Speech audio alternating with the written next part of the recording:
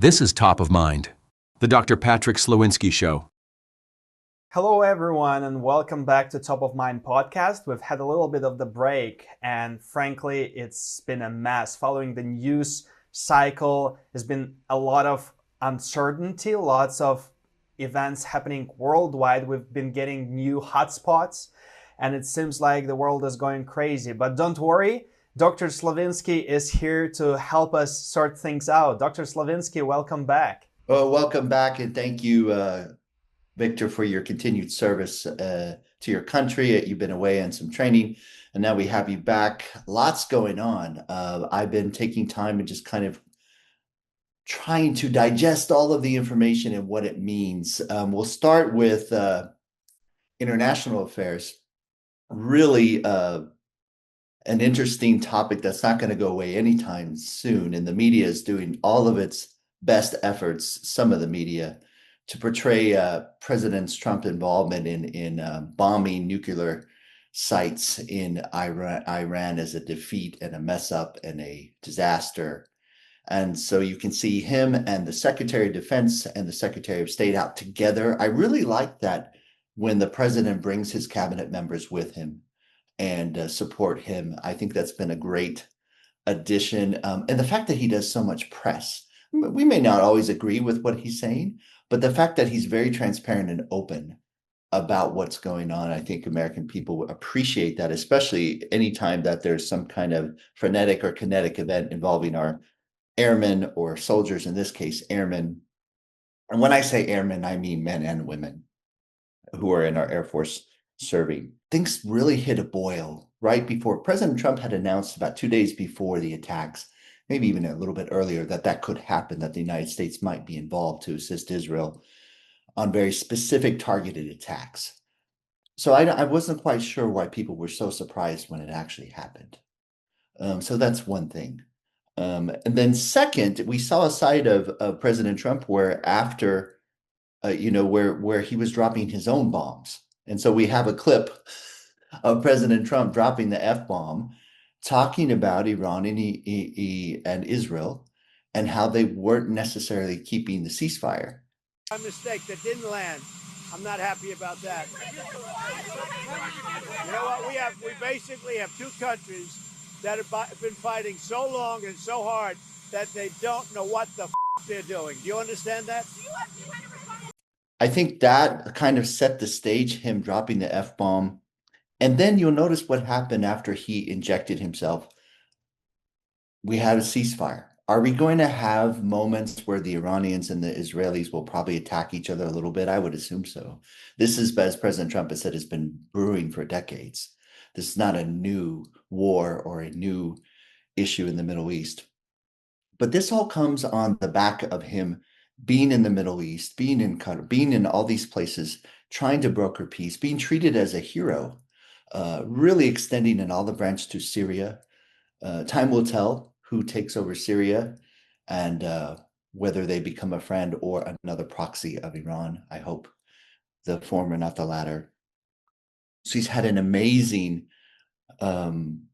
week.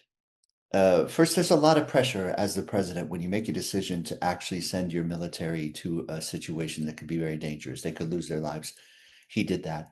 I love that he's been telling the media who wants to find fault with this attack on the Iranian nuclear sites. They just want to find fault. And he's been able to steer them back to the men and women who helped in this attack. And the reason why it's important is we had intelligence, we had beliefs, we had information that Iran was very, very close to a nuclear weapon. And I don't think anyone who's been following the news since the 1970s has any doubt that if they got their hands on a nuclear weapon, they would fire it at Israel the very first day they could. I don't think there's any doubt. So that's the issue President Trump is up against. And then we're going to segue over to NATO. So he goes over to the Netherlands, goes to The Hague. Have you ever been to The Hague? No, I haven't. Been there many times. Lots of organizations love to have their conferences and summits in The Hague. It's a beautiful part of the Netherlands, so I highly recommend it. So he goes over to The Hague, and this is after the attacks, which if you listen to the media, a lot of people didn't like, they're upset about it. It turns out that he was treated very well, very respected.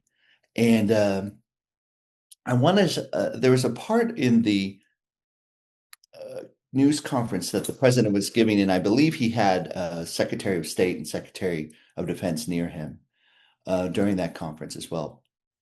I could be wrong. I think he did. But he called on a Ukrainian reporter. And that interaction showed, I think, a different side of President Trump. And then I want to kind of get your thoughts as someone who is Ukrainian, American, who's an American citizen, but who's also has Ukrainian roots. What's next for Ukraine? I have some thoughts about that too in the Russia-Ukraine war. So let's go to that clip where President Trump has this unscripted, open interaction with a Ukrainian reporter for the BBC who is living in Warsaw. Go ahead. White shirt. Oh, she's all excited. Okay. So, BBC News Ukrainian. Where are you from? I'm from Ukraine. Oh. So my wow. question to you is whether or not the US is ready to sell anti-air missile systems Patriot to Ukraine. We know that Russia has been pounding Ukraine really heavily right now. Are you living yourself now in Ukraine? My husband is there. Wow. And I can see you're very, it's amazing. And me with the kids, I'm in Warsaw actually, because he wanted me to be. Is your husband a soldier? No? He's there now? Yeah. Wow. That's rough stuff, right? That's tough. And you're living here? In Warsaw. And you're a reporter? I am. Good. So let me just tell you, they do want to have the missiles, okay, as they call them, the Patriots.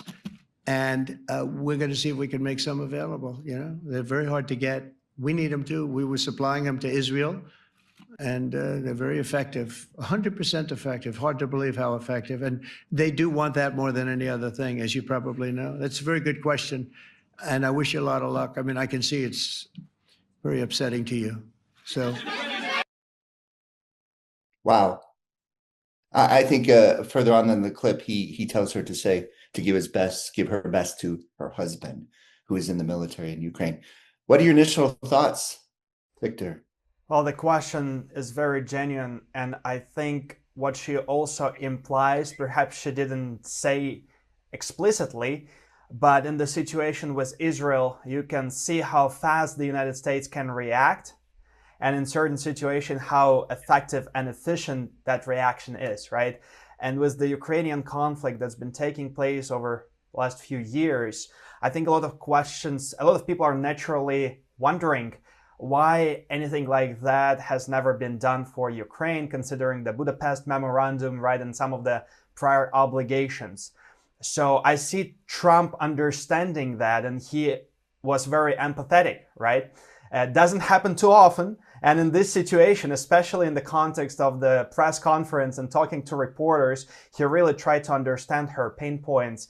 And I think a lot of the Ukrainian people wondering the same question. Are we ever going to get to that sweet spot of Israel? And my reaction to that, and perhaps a partial response, is that to be in the place of Israel, you need to act like Israel, right? You need to deliver on your promises. Perhaps you need to be a reliable partner. And Ukraine is still on a very early stage of that journey. What do you think about it? Yeah, well, then you also have the whole Russia variable, right? They kept all of their nuclear weapons and continue to make them. That's the issue. If Russia for Ukraine, everything revolves around what Russia does. It's always been that way.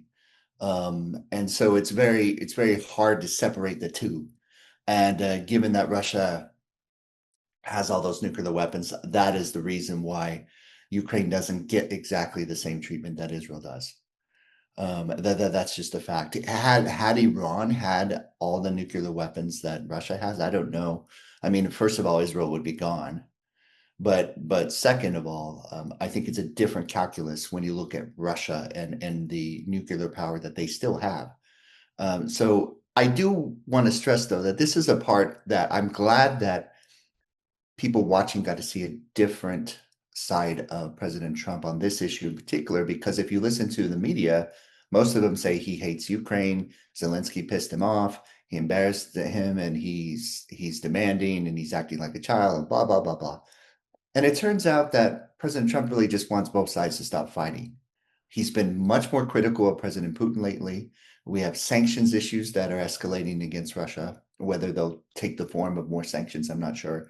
There's a lot of tougher talk from President Trump toward Russia. And so we'll see where that plays out. Interesting dichotomy, if you will, about NATO. I don't know if you got to watch any of. I think one of the most interesting parts of that whole NATO summit, for me as a former diplomat, is how brilliant the Trump team did on that visit. Sometimes when I look at visits and I look at footage and I look at movements and meetings, I remember when I had to organize all those for vice presidents, for presidents, for heads of state, for senators, for everyone coming into whatever country I was posted at. It takes tremendous amount of time to get that to work. They send their advanced teams. It's a big deal. And I have to say it was pretty flawless. The sound bites that came out of NATO for President Trump, one of them that keeps getting a lot of traction in day two is Daddy. In fact, there are now some T-shirts being sold about Trump being Europe's daddy. So why don't we go ahead and play that clip where Mark Rutte, so he is the Secretary General of NATO, and President Trump are using this metaphor of children fighting, and then the parents have to come in. But it's kind of taken a life on its own with the daddy emphasis. They're not going to be fighting each other. They've had it. They've had a big fight, like two kids in a schoolyard. You know, they fight like hell. You can't stop them. Let them fight for about 2-3 minutes. Then it's easier to stop them. And then Daddy has to sometimes use strong language. You have to use strong language. Every once in a while, you have to use a certain word. So that goes back, Victor, to our first clip. The certain word was the F-bomb, and he was talking there about Iran and Israel. And I really see President Trump coming into this image that he wanted from the very first time he stepped foot into politics, was to be a peacemaker. Now, does he carry a carrot and sticks? Of course. Does he use his sticks? Well, verbal sticks, of course he does. Is he hesitant to actually put our troops in harm's way? Of course he is. I think that's clear for anyone who sees that. But I want to just stress again, what came out of the optics and the visuals for this NATO trip, really psychologically analyzing it, who was in charge of NATO? Was it the Secretary General? No, it was President Trump. And he just dominated discussions. He dominated the interactions, dominated the press, but in a way that he was able to get at least commitments for now. Now, will all the NATO members keep their commitments to increase from 2%? Some of them haven't. Canada haven't paid 2% yet. But now they've committed to move up to 5% of their GDP to help with NATO and to fund NATO. Mark Rutte has been very firm about the United States having to cover all the cost, and that needs to stop, and that Europeans that are in NATO, and all members of NATO, not just Europeans, have to step up and pay their share too. And I think that was a big victory. It's a commitment. We hope that they actually keep their commitments. He got that. He got the press. This little clip with the Ukrainian reporter was gold. That was gold because it showed him on a very human level with emotion. He's not just transactional. Policies, he can be transactional, but as a person, you better believe that he went back thinking about how he could get Patriots for Ukraine.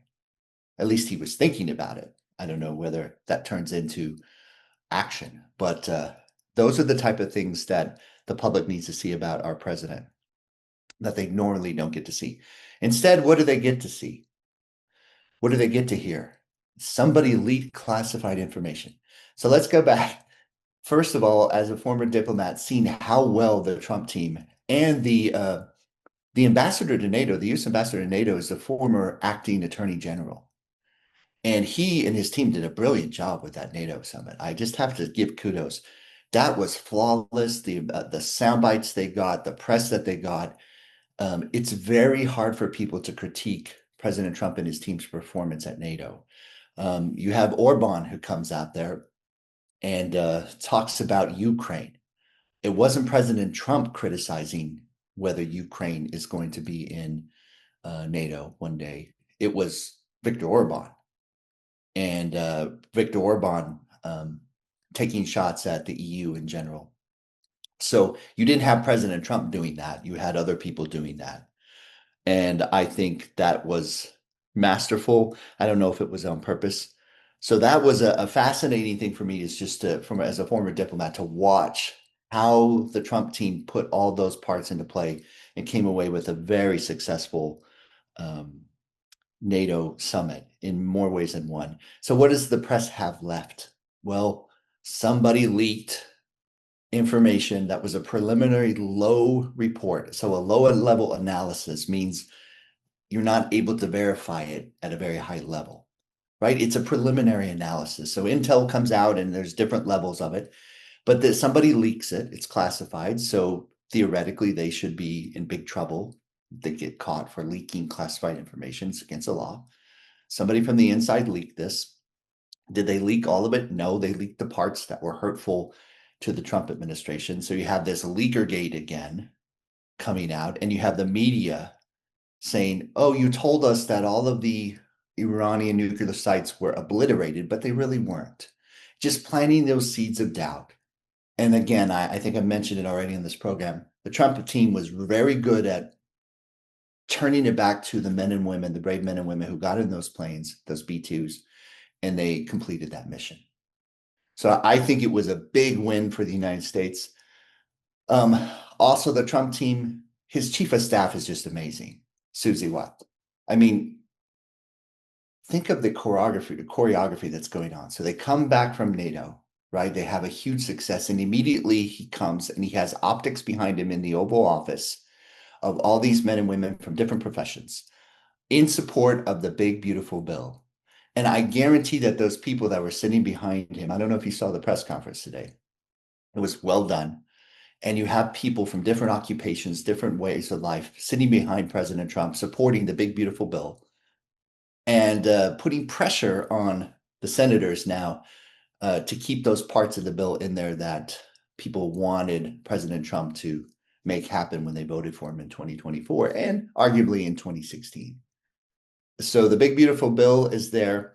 A lot of concerns about adding more debt, that the bill is just going to affect inflation because we're going to have all of this paper being printed that's not going to be as worth as much, and inflation is going to go through the roof again because we're spending too much.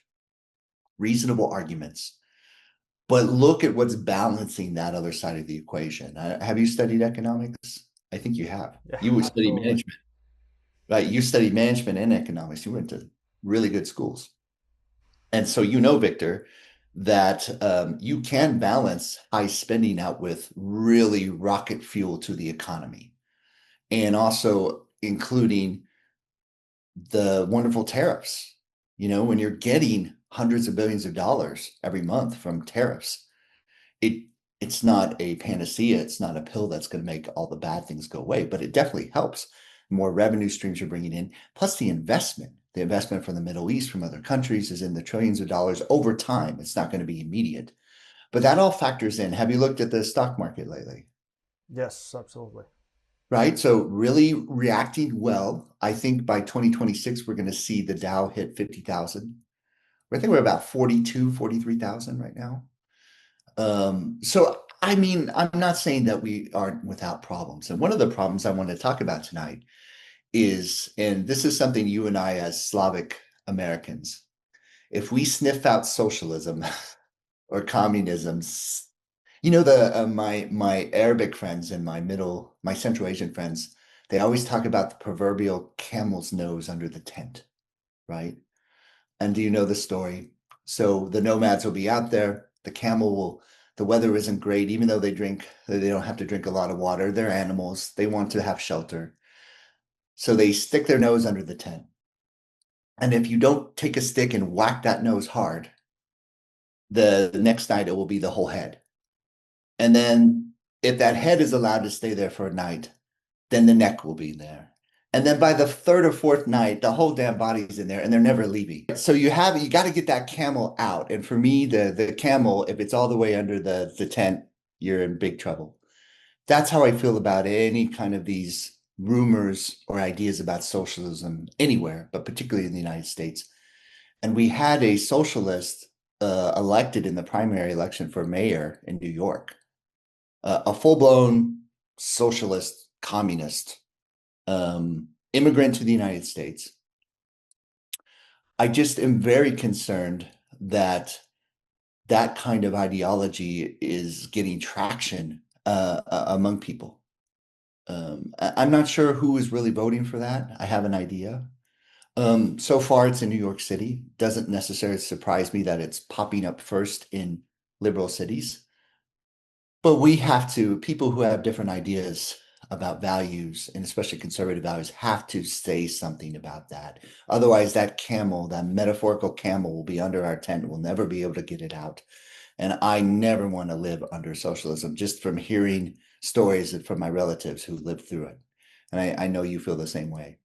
Just like thousands and perhaps millions of immigrants from countries that have been destroyed and obliterated by Cubans. Have you ever talked to a Cuban about how they feel about communism? Venezuelan, Cuban, Koreans, and a lot of nations worldwide, and those great immigrants that come here and work hard to build their American dream are your best sources on socialism. And that's what I always try to promote on American campuses and schools, is that if you have any illusions, go talk to people whose families survived socialism. Not only do we have to get our fiscal situation in order, and we were talking about the big beautiful bill and how people are rightly concerned that if we keep collecting all this, adding to all this debt, this national debt with it we have, it's not going to work out well in the longer term, and it definitely won't.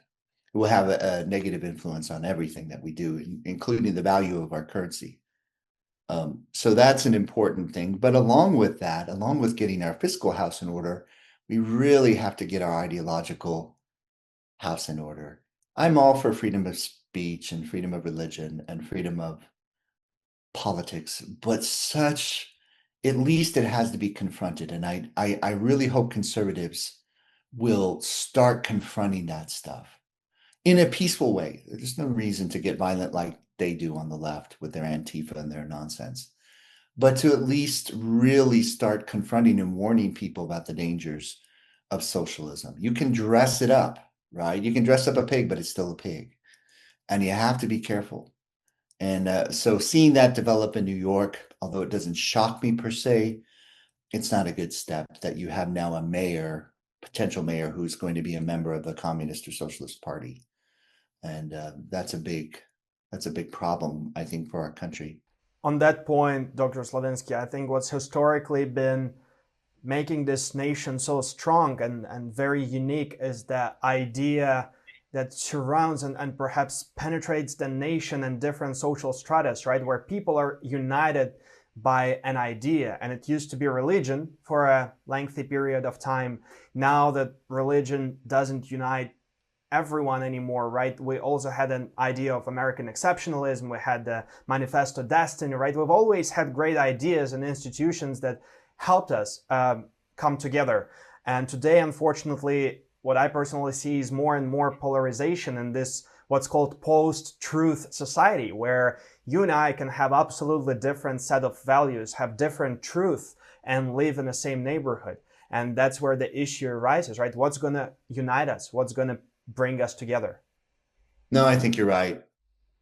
And I do hope people, President Trump was joking. Someone asked him at a conference, was it last week, about running for office. And he said, don't do it. It was just talking about what happened to him and his family, right? But then he turned it around and said, no, we need good people.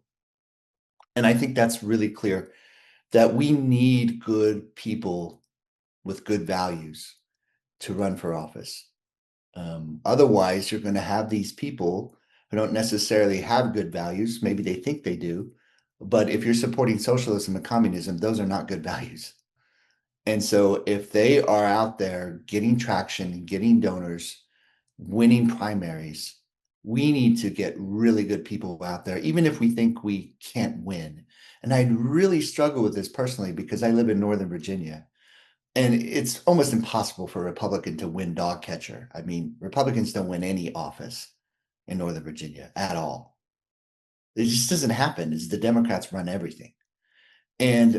But we try to get candidates anyway to go ahead and run and show that there is a different option. The minute that stops happening in cities where people just give up and think the other side's always going to win, that's when we start to lose it. So I'm thinking of myself in the future, if maybe one day maybe if I'm not living in Northern Virginia, so I'd actually have a chance to win as a conservative, maybe I would throw my name in the hat and try to serve my country in that way. Because if we don't put up good people, then these ideologies can come back and be that camel's nose.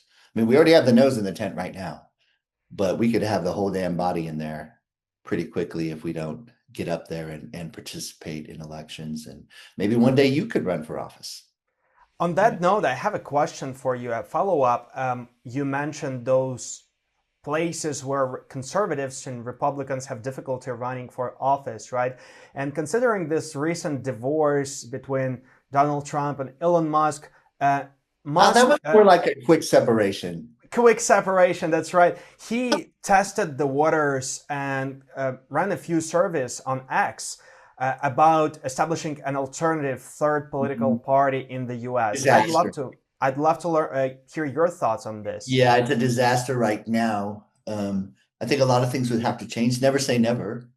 But you'd have to have such a support, not only from people who are willing to vote for you, but the donors. Unfortunately, you have to have money behind an effort like that. Years ago, we had the Reform Party in the United States.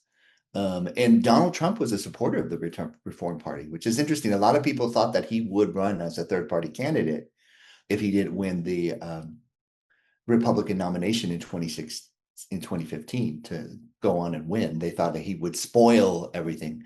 The problem with a third party is it can take enough votes away from another party and actually maybe give us the other candidate that most people don't want. And that's the danger of a 2 or 3 party system, right? Is that you don't have all these multiple parties that get a percentage. That's also weird for us as Americans looking at the European Parliament and percentage of parties, and then they have to form coalitions, and then every other week the Parliament is,